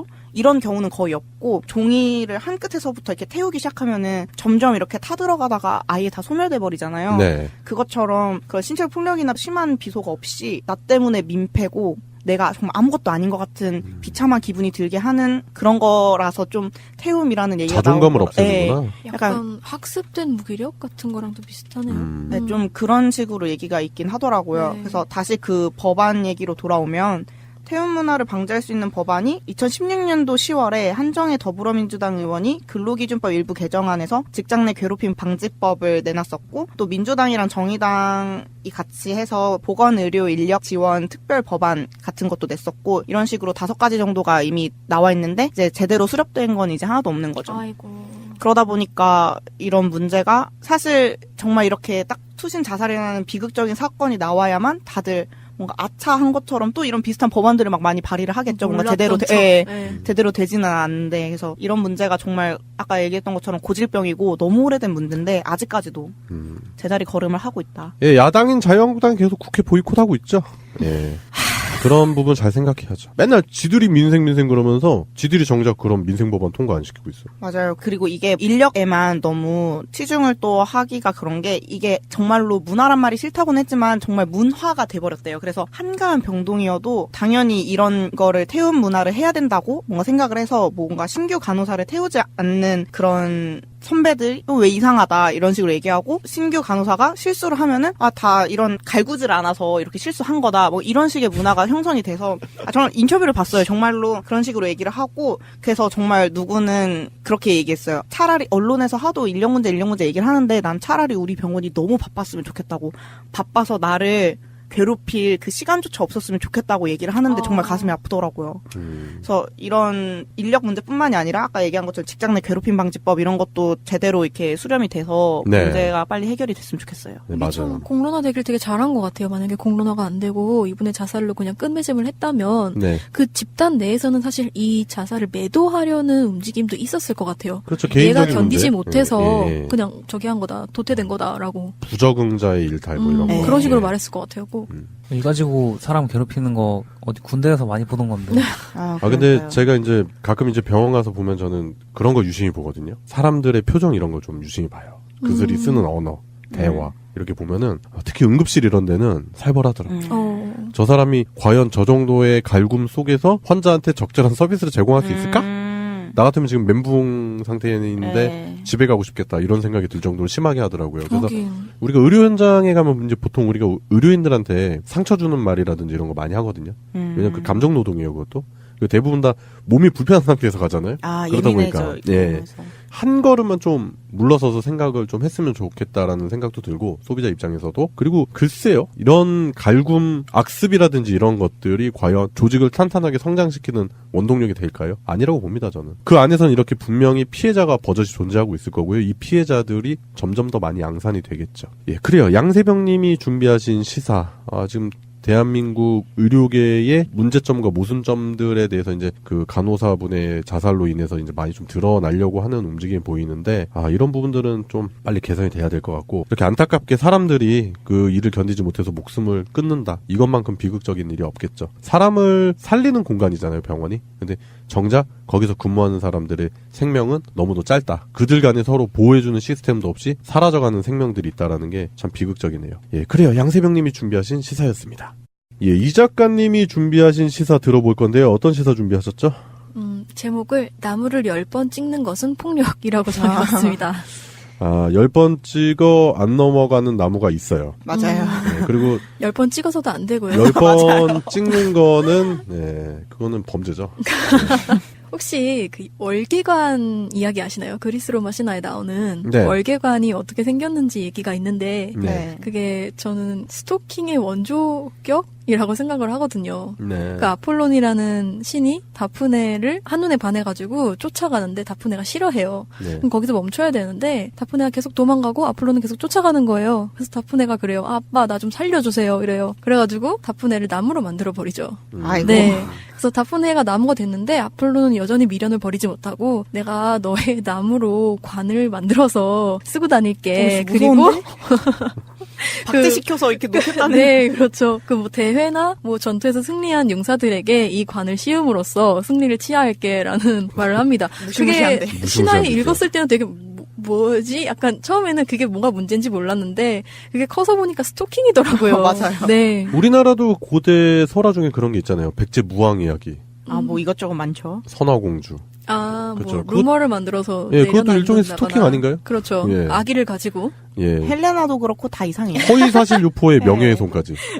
다 이상한 얘기밖에 없어요. 네. 예, 뭐 하여튼. 네, 예. 하여튼 제가 이게 왜 스토킹이냐라고 이제 깨닫게 됐던 건 약간 뭐 크면서 이것저것 알게 됐어도 있겠지만 스토킹이라는 단어가 이제는 익숙하진 않아도 또 낯설지도 않게 됐어요. 네. 이게 사실은 사전적 정의에 의하면 직접적인 접촉이 없는 폭력 행위를 말하거든요. 네. 이게 피해자의 의지에 반해서 피해자에게 지속적으로 접근하는 거를 뜻하는데 저는 이 단어를 언제 처음 접했는지 기억하기로는 처음에 그 연예인을 따라다니는 소위 사생팬의 형태로 좀 알려졌던 것 같아요. 네, 맞아요. 그게 심지어 뭐 스타의 인기의 증거다 뭐 이러는 것처럼 얘기가 되기도 했고요. 근데 실제로 스토킹은 연예인이 아닌 그냥 보통 사람들에게도 일어날 수 있는 일이고 그렇지만 지금까지 제대로 처벌되지 않아 왔어요. 그게 어떻게 보면은 약간 가정폭력을 대하던 과거 혹은 기존의 인식과 시선이 있었잖아요. 네. 이거는 사적인 인간관계 안에서의 일이다라고 치부되어 왔기 때문이라고 생각을 했거든요. 사랑 노름이라고 생각하죠. 네, 그렇죠. 근데 사실은 사랑 공세나 애정 싸움 같은 게 아니니까 스토킹은 정의했듯이 이게 되게 심각한 폭력이고 사생활 침해는 물론이거니와 살인이나 자살 유도에까지 이를 수 있는 강력한 범죄 행위입니다. 근데 기존의 인식을 대변하듯이 스토킹에 대한 기존의 처벌은 경범죄 처벌법으로 분류가 돼요. 그래서 지속적 괴롭힘이라고 명명이 되는데 심지어 이렇게까지 이렇게 판단이 되기까지 되게 까다로운 기준을 만족해야 되고요. 네. 이게 만족한다 한들 처벌은 단지 8만 원에서 10만 원 정도의 범칙금을 무는 약한 처벌에 그칩니다. 네.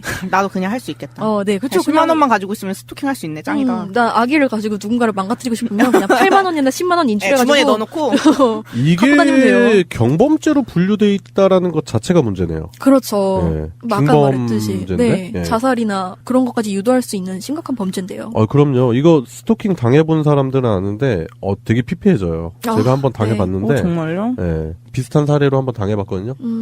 내 삶이 너무 힘들었어요. 그렇죠. 사람들이 뭐 말도 안 되다 안 믿긴 하는데 실제로 있었던 일이고 정작 안 당해보면 몰라요. 맞아요. 진짜 별의별 생각 다 들고 진짜 모든 걸 다 정리하고 숨어버릴까 이런 생각도 있어요. 스토킹 때문에. 네. 근데 사실 다른 나라도 이런지 한번 비교를 해봤어요. 네. 미국의 경우에는 스토킹 범죄에 대해서 2년 또는 4년의 징역형을 내린대요. 2년에서 4년의 징역형을 내린대요. 이게 주마다 좀 다르지만 네. 보통 이렇다고 하고요. 대부분 징역형이다. 네, 그렇죠. 독일도 3에서 5년의 징역이 내려지고요. 네. 일본은 1년 이내의 징역 또는 1천만 원 이하의 벌금을 내립니다. 우리나라 너무 쉽다. 그렇죠. 우리나라는 늦다 못해 스토킹에 대한 대처가 그냥 전무한 상황이라고 보면 되는 거예요. 그리고 그 스토킹의 범죄를 다루는 사법기관의 태도도 다르지 않을까 그런 생각도 드네요. 뭐 아까 정민님 말씀하셨듯이 믿기지 않는다고 막 뭐 예쁘지도 않은데 혹은 뭐 치명적이지도 않은데 왜 막 이런 그런 시선도 이상한 시선도 있고. 경찰들도 대다수 그런 시선으로 이런 사건들을 접근하지 않나라는 생각이 들어요. 네. 그런 거예요. 약간 호신용품을 판매하고 호신술을 가르치는 것보다 시급한 게 법과 엄벌이 아닐까 하는 거죠. 네. 그래서 이런 악태를 개선하기 위해서 정부가 스토킹에 대한 처벌 수위를 높이는 법을 제정하겠다고 했어요. 며칠 전의 일인데요. 22일 정부는 스토킹 데이트 폭력 피해 방지 종합 대책을 발표했어요. 이게 스토킹 처벌법 제정위원회에서 가장 방점을 찍은 부분이 피해자를 보호하는 것, 그리고 두 번째 신고 이후에 바로 스토킹의 재발을 막는 데 있습니다. 네. 근데 이런 법 제정 제안은 예전에도 계속 제기되어 왔어요. 아까 채벽 씨가 말씀하셨듯이 그 태우 문화 얘기를 했을 때에서야 그런 게 문제였어? 이러면서 법을 막 들고 온다거나 그러니까 이런 식으로 뭔가 사건이 터졌을 때 몰랐네? 약간 이런 식으로 하지만 사실은 이런 법 제정 제안은 제기가 되어 왔지만 근 20년간 무관심 속에서 방치되어 있었다고 합니다. 네. 그만큼 그 범죄로 연결될 수 있는 어떻게 보면은 전구 단계잖아요. 그 강력 범죄로 이어질 수 있는데 그거에 대한 인식 자체나 연관성에 대한 인식 자체가 거의 미비했다라는 거네요. 네, 그런데 이제서야 조금씩 바뀌고 있다. 그리고 법적으로도 그게 좀 드러나려고 하고 있다라는 좀 희소식이네요. 네, 이제 시작이네요. 이제 시작. 네, 이제 시작입니다. 예. 경찰이나 사법부 시스템도 좀 개편이 되겠네요. 네, 그래서 그 관련해서 또 스토킹 관련해서 또 교육도 그런 경찰들한테 진행이 된다고 하고요. 네, 그러니까 인식 자체가 없었기 때문에 네, 이거를 이제 일선에서 처리 자체가 잘 안 되는 거죠. 예, 그러다 보면 그게 강력범죄로 이어지는데 이제 경찰이라든지 사법가 예측 자체도 못하고 있는 상황이기 때문에 그런 부분에 대한 직무교육 그런 게 필요하긴 하겠네요. 네. 특히 이런 인식이 제대로 이루어지지 않는 이유 중에 하나가 어떻게 보면은 대한민국에서 스토킹이 일어났을 때 그 비율상 80% 정도가 전현 애인에 의해서 일어난다고 해요. 네. 그거를 또 어떻게 연결할 수 있냐면 또 데이트 폭력 문제와 또 연결을 할 수가 있거든요. 예. 데이트 폭력도 그 스토킹과 더불어서 그 기준과 처벌 강도의 변화가 있을 예정이라고 합니다. 네. 곰곰이 생각을 해보자면 지난 대선 때 그 홍발정 사건 있었잖아요. 네. 그것도 그런 류의 사건이거든요. 그렇네요. 과거긴 하지만 저 여자 너무 좋은데 쫓아다녀도 안 되니까 야 그럼 발정제 먹여봐. 와 강력범죄죠. 노홍철도 있었고. 네. 노홍철 발언도 문제가 됐었고. 네. 그렇구나. 네. 그런 부분들도 이런 류의 사건들과 비슷하다. 네. 저는 그렇게 생각이 들어요. 그리고 그 데이트 폭력도 그랬지만 그 매체에서 네. 스토킹을 약간 미화하는 그런 것들이 예전에는 뭔가 로맨틱하고 저 남자가 나를 이렇게 좋아하다니 하면서 여자가 얼굴을 붉히는 약간 이런 식으로 전개가 되는 경우가 많았는데 그중에 가장 최근 게 이거는 사실 최근 거라서 문제가 되긴 했었거든요. 그 동서 TN 맑은 TN 음료수 광고 아세요? 그 애니메이션? 몰라요. 몰랐어요. 그 TV CM 광고가 있는데 어떤 남자가 이렇게 길을 가다가 막 풍경 사진을 찍다가 어떤 여자가 셀카 찍고 있는 거를 보고서 이쁘다 이러면서 뭔가 그 사람을 사진을 찍어요, 그 여자를. 도철입니다. 네, 네. 그 다음에 이제 또 맑은 TN에 딱 편의점에서 꺼냈는데 그 여자 생각이 나는 거죠. 그래서 이제 SNS로 들어가서 해시태그를 막 검색을 해요. 그랬더니 그 여자 사진이 있는 거예요. DM을 보내서 혹시 저번에 뭐 맑은 이거 들고 사진 찍던 분 아니신가요? 라고 메시지를 보냈는데 거기서 이제 대박인 거는 여자가 얼굴을 붉히면서 맛 그거 저 맞아요. 뭔가 이러면서 둘이 데이트를 하는 장면으로 넘어가요. 그러니까 이런 말도 안 되는 그걸 지금 로맨스라고 쓴 거예요. 네, 그래서 CM 작가가. 그래서 DM을 보냈을 때 사실 거기서 바로 다음 장면이 경찰서 장면이어야 되는데 그래서 이거 온라인 스토킹 때문에 아무튼 뉴스가 몇 번 되긴 했었거든요. 근데 이런 것도 굉장히 문제예요. 다들 주의를 해야 되는데 맞아요. 그렇게 잘못된 인식이 자연스럽게 녹아 들어가는 거죠. 그렇죠. 잘못되는 거죠. 네. 사실은 그런 식으로 이렇게 잘못되어 있는 채로 방치되었던 20년간 무관심 속에서 빛을 보지 못했던 이런 법의 수정이 이루어진 데에는 약간 미투 운동의 영향력도 있었다고 볼 수 있을 것 같아요. 네, 맞아요. 네. 그래서 미투는 그냥 이제 이름을 얻은 것뿐 그냥 순간이 아니라 계속해서 지속되어 오고 있던 운동이었고요. 무언가를 음해하거나 누군가를 음해하려는 운동이 아니라 인권 보호 운동으로 향하는 도화선이 아닐까 하는 생각으로 끝맺음 좀 해봅니다. 예, 그리고 이 작가님이 준비하신 시사인데요. 여러 가지 좀 생각해 볼 수 있는 것 같고 그동안 우리가 그런 거 있잖아요. 막 남자가 막 야 한 번 찍었으면 10번 찍어봐야지 이러면서 야 그 뭐 여자는 결국에는 뭐 강한 남자한테 끌리는 거야 막 이러면서 그런 잘못된 그 여성관, 데이트관을 심어줬던 우리 사회 전반적인 남성주의 문화 그런 문화에도 경종을 울리는 게 아닌가 싶기도 하고요. 그렇기 때문에 이제 이런 스토킹 사건이라든지 그리고 연관지어서 이제 데이트 폭력이라든지 그동안 우리가 이 정도는 뭘 하고 넘어갔었던 게 알고 보면은 강력범죄로 이어지는 정부 단계였는데 그걸 무시하고 있었죠, 우리가. 그렇지만 이제 새 정부에서 이런 부분까지도 면밀하게 봐주겠다라고 하는 게 많이 기대가 되네요. 예, 그래요. 이 작가님이 준비하신 시사를 끝으로 새날 소유방송 113화 오늘은 여기까지 하겠습니다. 감사합니다. 감사합니다. 여기까지 합시다. 타이틀 음악, 디템포, 편집, 최정민. 꼭 알아야 할 어제의 뉴스. 30년 만에 우리나라에서 열린 지구촌 대축제. 내일 밤 8시 평창올림픽 스타디움에서 열리는 폐회식을 끝으로 17일간의 열전을 마무리합니다. 역대 최다 92개국 2,920명의 선수가 참가한 이번 대회는 당초 우려와 달리 대회 운영과 흥행 면에서 성공적이라는 평가를 받고 있습니다. 캡도 우리가 당초 목표했던 거에 비해서 어제 기준으로 당초 목표 대비해서 100.2% 티켓이 발매가 됐습니다. 미래의 물결을 주제로 한 폐회식에선 평화의 메시지를 한국적인 색채와 역동적인 현대기술로 표현합니다. 전 세계에 우리 전통 문화를 알리고 한류 스타 엑소와 CL 등 K-팝 스타들의 공연도 준비되어 있습니다. 무대에 서는 것 자체가 정말 엄청나고 대단하다라고 생각했는데 무대가 끝나면 좀 눈물이 날지도 모를 것 같습니다. 2022년 베이징 대회 개폐회식 총감독인 장이머우 감독은 AI 기술을 활용해 베이징을 알릴 계획이고 대회 기간 평창 밤하늘을 수놓았던 드론쇼도 다시 한번 펼쳐집니다. 각국 선수단이 한데 어우러져 입장하는 가운데 선수 외에 자원봉사자, 관람객이 하나가 돼 축제를 즐깁니다. 성화에 불은 꺼졌지만 우리 모두의 마음속에는 새로운 불꽃이 일어난다라는 메시지도 함께 전달하고자 합니다. 조직위는 개회식보다 추위가 풀렸지만 해외식에서도 모든 관람객들에게 방한용품을 지급하기로 했습니다. 김정숙 여사와 강경화 외교부 장관 옆으로 빨간색 스키복을 입은 이방카 트럼프 백악관 보좌관이 자리를 잡습니다. 방한 첫날 청와대 만찬을 함께한 뒤 12시간 만에 다시 만난 김 여사와 이방카 보좌관은 나란히 앉아 스노보드 남자 비계어 결승전을 관람했습니다.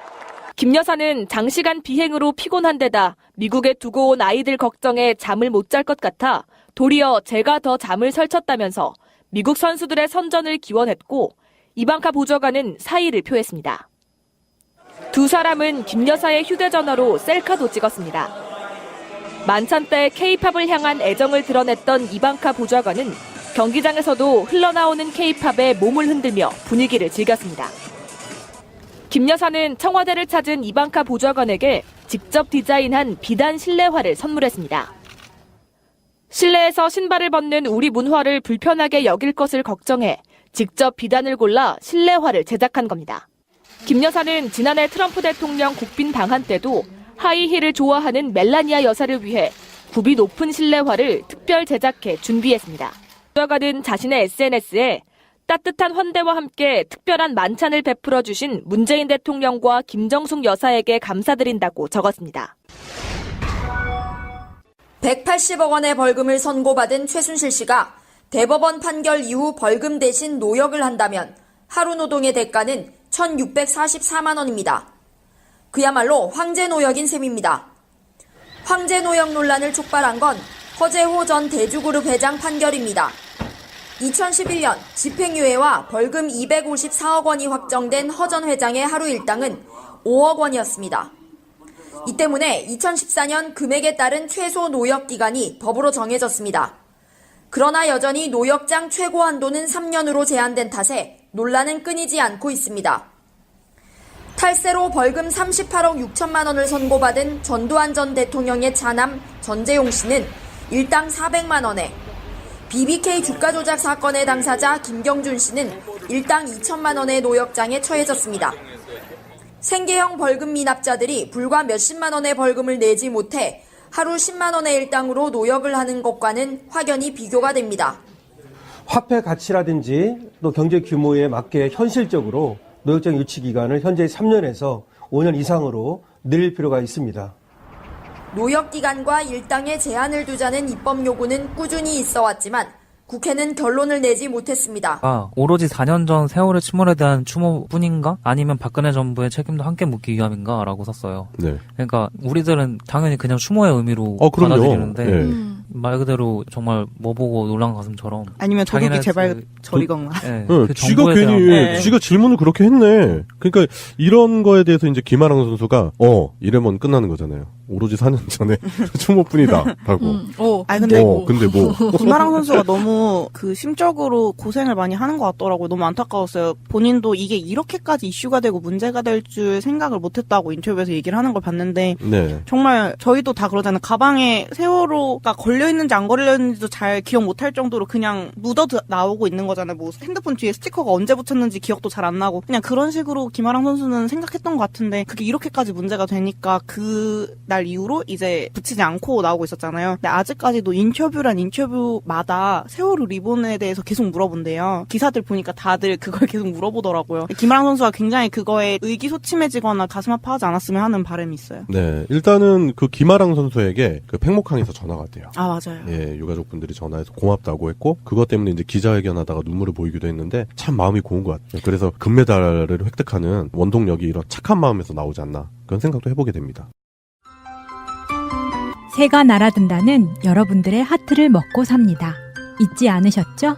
에피소드 제목을 누르고 플레이가 되면 오른쪽 위에 하트를 꾹 눌러주세요. 오늘도 감사합니다. 더 많은 분들이 들을 수 있도록 하트 꼭 눌러주세요. 김세희 기자가 글을 쓴 거랑 전후 관계가 어떤지는 잘 모르겠는데 굳이 알아보려고 하진 않았어요. 지저분해서 거기 들어가서 보고 싶지가 않아요. 그렇지, 우리가 사람끼리 이제 대화를 해야 되는데 개 짖는 소리까지 다 들을 필요는 없죠. 네, 자세히 알아보진 않았는데 그 일베 사이트에 그런 글이 올라왔대요. IOC에다 직접 제소를 했다고 그러면서 인증 글을 올린 거예요. 자기가 IOC에다 글을 써가지고 이게 정치적인 표현이다 그러면서 그걸 제소를 한 걸 인증으로 올렸다는 글이 또 있었대요. 그러니까 이게 김세희만의 생각인지 아니면 어딘가 약간 중앙에서 이걸 조율을 좀 해준 게 있는 건지 잘 모르겠지만은 뭔가 좀 조직적으로 보이는 부분도 있었습니다. 어용단체가 일베가 된다는 말씀이시네요, 그러면. 그러니까 뭐 김세희가 일베를 선동했을 수도 있는 거고, 그렇죠. 누군가의 사주나 혹은 아니면 그런 부분도 있었을 수 있다고 생각이 들고, 아니면 뭐 일베에 편승해서 그렇게 또 행동을 했을 수도 있다 그런 생각이 드는데. 그러면 일베가 김세희고 김세희가 일베이기 때문인가? 김세희 일베 일체설.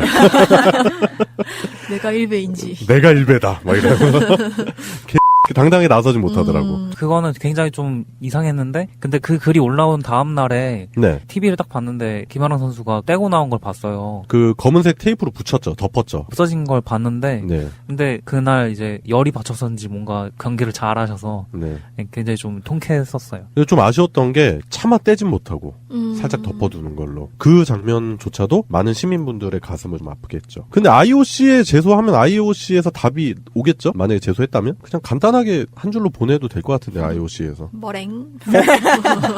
있잖아요. Fuck you. 대응을 안 할 수도 있고. 올림픽에서 이제 검은 장갑 퍼포먼스라 그래서 그 사건 있잖아요. 있었죠. 흑인의 인권을 향상시킨 굉장히 역사에 기록되어 있는 유명한 사건인데. 네, 맞아요. 그거랑도 비교를 해볼 수 있을 것 같아요. 이거를 정치적으로 생각한다는 발상 자체가 웃긴 거고, 김세희가 자꾸 MBC에서 버티고 있는 게 좀 대단할 정도로 MBC가 많이 봐주고 있는 것 같아요. 최승호 사장 체제에서 버티기 힘들 것 같은데 아직까지 버티고 있는 거 보면은. 그리고 최근에 본 뉴스 중에 하나가 좀 재밌는 게 있는데, KBS에서 일베 기자였던 사람이 춘천으로 발령이 갔대요. 그래도 이제 춘천 KBS에서 그 새끼랑 같이 근무하기 싫다. 이러고 직원들이 단체로 반발하는 일도 있었다고 하는데, 김세희도 그렇게 되지 않을까. 저는 그런 생각을 해보게 됩니다. 청와대에 청원이 올라왔죠. 네. 매년 수십만 명이 벌금형을 선고받으면서 또 다른 불평등이 시작되고 있는 겁니다.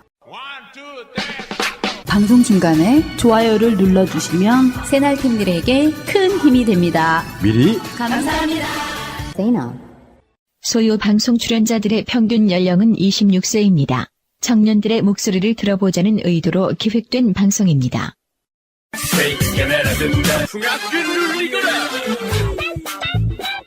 소리 없이 요란한 방송.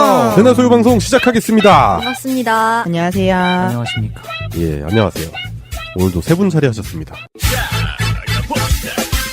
양세병님. 안녕하세요. 네, 송병호님 나오셨고요. 네, 이 작가님 나오셨습니다. 안녕하세요. 네, 이제 날씨가 많이 풀렸어요. 오늘 오전에 잠깐 일이 있어서 나왔는데 네. 코트를 입을까 패딩을 입을까 되게 고민을 했거든요. 네. 근데 오전에는 그렇게 또 안 춥다가 오후에 되니까 또 더 춥더라고요. 그래서 오늘 코트 입었으면 울 뻔했어요. 저도 겨울 잠바 입고 다니는데 오늘은 좀 덥더라고요. 근데 일교차가 좀 있어가지고. 네, 일교차가. 마침 또 내일 평창 동계올림픽 폐막이잖아요. 그러네요. 이제 추운 날씨 딱 지나고 이제 동계올림픽도 무사히 잘 마치고 그리고 이제 따뜻한 봄을 맞이하면 될 것 같다. 그리고 남북 관계도 점점 해빙으로 가는 게 아닌가 그런 기대감도 해보는 요즘입니다. 예, 그래요. 새날 소요 방송 113화 본격적으로 시작해 보겠습니다. 제도로서의 민주주의가 흔들리고 구타는 일은 이제 없습니다. 민주주의가 밥이고 밥이 민주주의가 되어야 합니다. 예, 오늘의 첫 번째 순서입니다. 예, 오늘 소요방송이 113화죠. 그래서 오늘은 2013년도에 있었던 사건, 사고 얘기를 해볼 건데요. 단연컨대 박근혜 취임, 그걸 2013년도에 있었던 사건이죠? 사고. 대한민국 입장에서 사고죠. 대형 사고. 사고가 있었고, 같은 해에 데뷔되는 사람, 프란치스코 교황이 선출됩니다. 두 사람의 삶이 참 대비적이죠. 예, 박근혜 씨는 독재자의 딸, 프란치스코 교황은 독재에 저항하는 그런 삶을 살았죠. 프란치스코 교황 같은 경우에는 평창 올림픽 때 또 한 번 또 그런 얘기 하셨더라고요. 문재인 대통령을 응원하고 있다고. 야. 어차피 다음 주에는 2014년도 사건 사고 이야기할 때 한번 다시 나올 건데 세월호 가족분들을 대하는 자세. 자국민들의 불행인데도 외면하고 사람 대 사람 간에 뭐 그런 따뜻한 온정 그런 거 전혀 없었고 뭐 처음에는 막 추모한다는 듯이 그러다가 이제 나중에는 점점 더 외면하죠. 세월호 가족들을 그렇게 대했는데 프란치스코 교황 같은 경우는 이제 대한민국에 방한했을 때 굳이 없는 경로를 만들어 가면서까지 그 세월호 광장에 가서 그 유가족들을 만나고 유민 아빠 김영호 씨를 만나고 이렇게 가는 모습을 보여주는 모습 자체가 사람을 대하는 태도 자체가 다르다. 뭐 그렇게 생각할 수 있을 것 같아요. 결국에는 박근혜 씨는 지금 이제 옥중에 갇혀 있는데 선고 기일이 얼마 남지 않았죠. 대다수의 국민들이 만족할 만한 그런 구형을 받지 않겠나 기대감이 들고요. 프란치스코 교황 같은 경우는 뭐 지금도 전 세계 평화와 그리고 약한 자들을 위해서 열심히 활동하고 계신다. 그런 모습이 극명하게 대비된다. 그래요. 2013년도에 있었던 사건 사고 간단하게 짚고 넘어갈 건데요. 대한민국에는 사고였죠. 박근혜 씨가 취임을 했고 전 세계적으로는 프란치스코 교황이 선출된 그런 한 해였습니다. 오늘의 첫 번째 순서였습니다. 오늘의 이슈. 예, 오늘의 이슈입니다. 오늘의 이슈 첫 번째는 평창에서 들려오는 좋은 소식들에 대해서 얘기를 해볼 건데요. 어제였죠. 2월 23일 저녁 전 대한민국이 4명의 선수들로 인해서 뜨거웠습니다. 컬링 국가대표 얘기를 좀 해볼게요. 일본이랑 같이 대적을 했는데 처음에 이거 오래 안 가겠다 금방 이기겠다라면서 보고 있었는데 갑자기 일본이 막 맹렬히 추적을 해서 이제 역전이 된다 하더니 이제 연장전에서 마지막 하나의 마지막 스톤으로 그냥 결정을 해버렸죠. 그 한일전이라서 더 재밌었고 그게 또 관전 포인트가 제가 컬링 경기 이런 거 잘 안 봐요. 안 봤는데 예선전에서 설 때 유일하게 본 게 한일전이었는데 그때 졌단 말이에요. 역전으로. 유일하게 졌죠. 유일하게. 예, 그래서 어제 그 마지막 10엔드에서 따라붙는데 조마조마하더라고요. 그래서 야 이거 또 어떡하냐 막 이러면서 발 둥둥 구르고 있었는데 그렇지만 국민의 기대를 저버리지 않고 11엔드 연장에서 그냥 결정타 한 방으로 끝냈죠. 되게 멋있는 장면들이 많이 나왔던 것 같아요. 제가 특히 인상적으로 기억하는 건 5엔드 때 이렇게 일본 스톤을 다 밀어내고 이렇게 트리플 테이크아웃 오는 게 너무 그림이 멋있더라고요. 예, 우리말로 하면은 1타 3피. 그럼요. 예, 일본 선수들도 적잖이 당황했을 건데, 일단은 일본의 주장이죠. 후지사와 사츠키 선수 같은 경우는, 집안이 그냥 컬링 집안이에요. 예, 그래가지고. 엘리트구나. 예, 91년생인데 컬링 경력이 무려 20년이랍니다. 어떻게 그럴 수가 있죠? 그러니까 어릴 때부터 한 거예요, 컬링을. 어릴 때부터 컬링을 했었고, 뭐 집안 자체가 이제 컬링 집안이니까, 컬링만 했겠죠. 컬링 선수가 되는 건 이제 자연스러운 수순이었는데 우리나라 같은 경우는 이제 그 컬링에 우리나라가 불모지였는데 이제 의성적으로 이제 컬링 선수들이 많이 육성이 됐는데 우리나라 주장인 김은정 선수 같은 경우는 컬링 정확한 경력이 한 15년 정도? 뭐 이 정도. 예, 그런 걸로 따지자 보면은 환경 자체가 좀 다르지 않나. 그쵸? 그런 부분도 볼 수 있는 것 같아요. 영미 걸스라고 하잖아요. 네.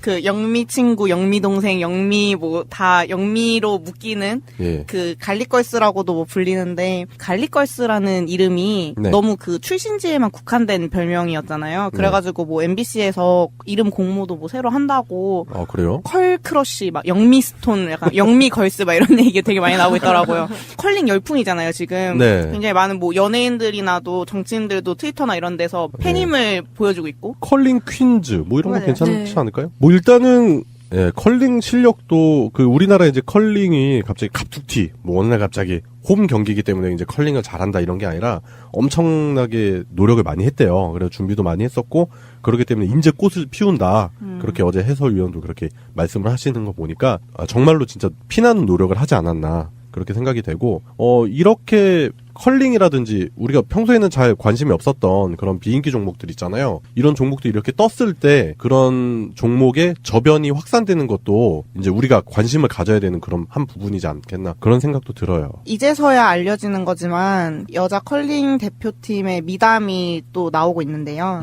그 2011년부터 경북의 컬링팀 선수들이 해외 아동을 후원하고 있었대요. 근데 이게 전혀 이슈도 안 되고 아무도 몰랐던 사실인데 이제 컬링팀이 유명해지고 대세가 되니까 이제 나오기 시작하는데 후원받던 아동이 그 영상을 올린 거를 계기로 이제 많이 알려지고 있어요. 그 도움 덕분에 이제 중학교 과정까지 마치고 고등학교 입학한다고 하는 그런 훈훈한 미담이 나오고 있더라고요. 지금 보니까 그 소년이 이제 보스니아 소년이더라고요. 그러니까 그 내전 지역이잖아요. 그래서 전쟁이랑 이제 자국의 상황 때문에 교육을 못 받던 학생인데 이런 후원 덕분에 결국에 이제 자기가 잘 교육을 받고 있고 그래서 이제 대한민국 컬링 팀을 응원한다. 예, 그렇게 메시지를 보냈는데 이런 거 보면 참 훈훈해져요. 맞아요. 사실 그 컬링이 굉장히 비인기 종목이다 보니까 상금 같은 걸 타면 되게 급급할 것 같은데 막 회식도 해야 되고 뭐 장비도 사야 되고 되게 많을 것 같은데 그렇죠. 훈련 비용으로 사용한 다음에 남은 돈들을 가지고 선수들이 원하는 곳에 기부를 하는 방식으로 애초에 창단할 때부터 그렇게 이루어졌다고 하니까 굉장히 대단한 것 같아요. 예, 이렇게 마음도 고운 사람도 이제 컬링도 잘해요. 얼마나 이뻐요. 나 어제 보는데, 진짜 막 내일같이 기쁘더라고요. 맞아요. 네, 마지막 11엔드에서는 진짜 막, 제가 기독교 신자도 아닌데 막 기도하고 막, 통성기도 했어, 통성기도. 신이야! 막 이러면서, 제발! 저희 방송되는 네. 일요일날 오전 8시 반인가요? 네. 오전에 이제 결승전 하잖아요. 예. 엄청 기대돼요. 다들 아침이어갖고 잘 보실 수 있을지 모르겠는데. 8시 반에 시작이니까 보는 데는 무리는 없을 것 같고. 경기가 또 길기도 하니까. 예, 그리고 또 이제 예선에서 한번 이겼던 스웨덴 팀이랑 하니까 붙어볼만 하다. 맞아요. 스웨덴이 진짜 엄청난 강호라고 하는데 그래도 붙어볼만 하다. 또 포부를 밝히기도 했어요. 예선에서는 이기긴 했지만 우리가 일본을 예선에서 졌다가 이번에 이긴 것처럼 네. 뒤집힐 수 있는 거니까 방심하면 안 되죠. 네. 사람이 너무 비관적이야. 지켜봐야 비관적인 얘기를 하나 더 하자면은 네. 그 컬링장이 지금 이제 열풍에 비해서 컬링장이 너무 없는 거 아닌가 그런 맞아요. 생각이 들어요. 우리나라 전국에 5개밖에 없대요 컬링장이. 그러니까요. 근데 열풍이 본 지가 얼마 맞아요. 얼마 안 돼서 너무 얼마 안 됐어요. 제가 봤을 때는 동계올림픽이 끝나면 이제 실내 컬링장 막 이런 게 이미 상업적으로 있어요. 많이 아, 생길 진짜요? 것 같아요. 벌써 생겼나요? 어제 친구들이랑 찾아봤는데 명동에 내려는 데서 실제 컬링을 하기는 어렵고 스크린 골프장처럼 스크린 컬링장 이런 거 있다고 하더라고요. 그런 거 이제 좀 대세로. 네, 명동에도 있고. 네. 어떻게 낚지 그럼 이거? 그러니까 센서로 인식하겠지. 갑자기 유선으로 돼가지고. 위 게임처럼 하는 그렇지, 거 아닐까요? 그렇지. 네. 우와. 그래가지고 막 팀별로 뭐 이제 부서별 뭐 이렇게 동아리별 막 해가지고 재밌겠다. 대결을 하지 않겠나. 그 우리나라 사람들이 또 당구 많이 치잖아요. 어제 보니까 그 당구 용어랑 겹치는 게 많아요. 뭐 정말요? 두껍게 얇게 막 이러는 거 보니까 당구도 이런 게 공을 이제 두껍게 때려라 얇게 때려라 해서 이제 그거 맞는 그거에 따라서 각도의 궤적이 달라지고 그러면서 당구를 치는 거거든요. 근데 우리나라는 영미 하나로 다 통일되잖아요. 영미 이러면은 스와핑 빨리 해. 영미 이러면 스와핑 시작해. 영미로 하나로 다 되던데. 예, 맞아요. 계속 일본 팀하고 언어가 다른데도 라이보라는 얘기는 똑같더라고요. 확실히 당구랑 좀 비슷하다는 느낌. 예, 맞아요. 그래서 당구랑 비슷한 느낌이어가지고 앞으로 저변이 많이 확산되지 않을까라는 기대도 해보는 거예요. 당구 좋아하던 사람들이 이제 컬링으로. 네, 이제 당구장 주인들 당구 접고 컬링 접고. 공간적 제약이 있겠지만 방금 양세병님 말씀하신 대로 뭐 스크린 컬링 뭐 이런 것도 아마 붐이 일지 않을까 하는 그런 기대도 해보게 되네요. 예, 그래요. 평창에서 들려오는 기분 좋은 소식. 대한민국 여성 컬링팀에 관련된 얘기를 해봤는데 뭐 실력도 실력이지만 아까 보스니아 소년에게 후원했었던 그런 미담도 봤을 때 마음까지도 곱지 않나 그런 생각도 해보게 되네요. 오늘의 첫 번째 이슈 여기까지 하겠습니다. 예, 오늘의 이슈 두 번째입니다.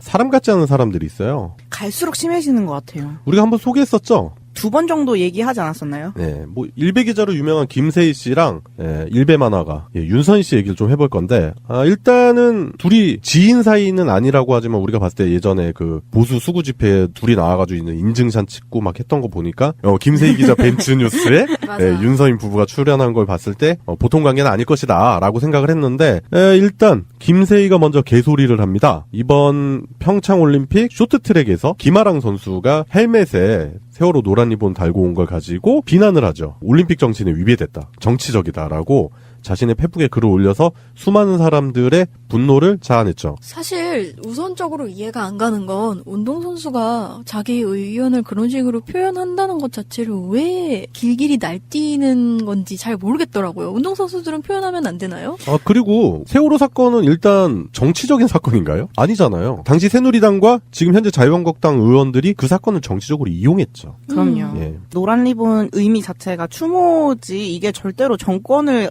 선전하는 게 아니잖아요. 올림픽 헌장 뭐 50조를 들먹이면서 정치적 종교적 선전을 금지하는데 이거 문제가 있다 뭐 이런 식으로 얘기를 하는데 솔직히 수많은 스포츠 스타들이 뭐 월드컵이나 어디 다른 곳에서도 다른 외국 스타들도 그렇고 그런 추모의 세레모니를 하거나 한 경우도 굉장히 많잖아요. 네. 정말 쓰잘데기없고 받아들여지지 않을 만한 걸로 트집을 잡고 있다고밖에 생각이 들지가 않고 애초에 올림픽 본질이 인류의 평화 이런 건데 네. 자꾸 이런 걸로 구설수를 만드는 게 정말 이해가 안 되는 부분이죠. 김세희 같은 경우는 과거에도 전력이 있었던 게 그 세월호 참사가 있고 나서 얼마 안 있다가 야구 경기에서 이대호 선수가 글러브에다가 이제 노란 리본 붙이고 나왔는데 그것도 비난했었어요. 사실은 저는 이게 약간 김세희의 그 자라보 논란 같은 소뚜껑 보고 놀란다고 그래요? 하는 그런 표현이 맞지 않을까 약간 싶은 게 사실 노란 리본이라는 게 네. 우리 촛불 혁명 했을 때 시민들이 가장 많이 들고 나왔던 아이템 중에 하나기도 하잖아요. 그럼요. 네, 그 세월호 그 사건이 일어났을 때 뭐 사회적으로도 정치적으로도 되게 다양한 문제들이 있었고 그것들을 우리가 적폐라고 얘기를 하잖아요. 네. 그리고 그 모든 가치가 어떻게 보면 노란 리본으로 표명이 또 되기도 했었고요. 그래서 이 사람들은 노란 리본만 보면은 병적으로 그런 걸 떠올리는 게 아닐까 싶어요. 그래요. 김세희가 올린 글 자체가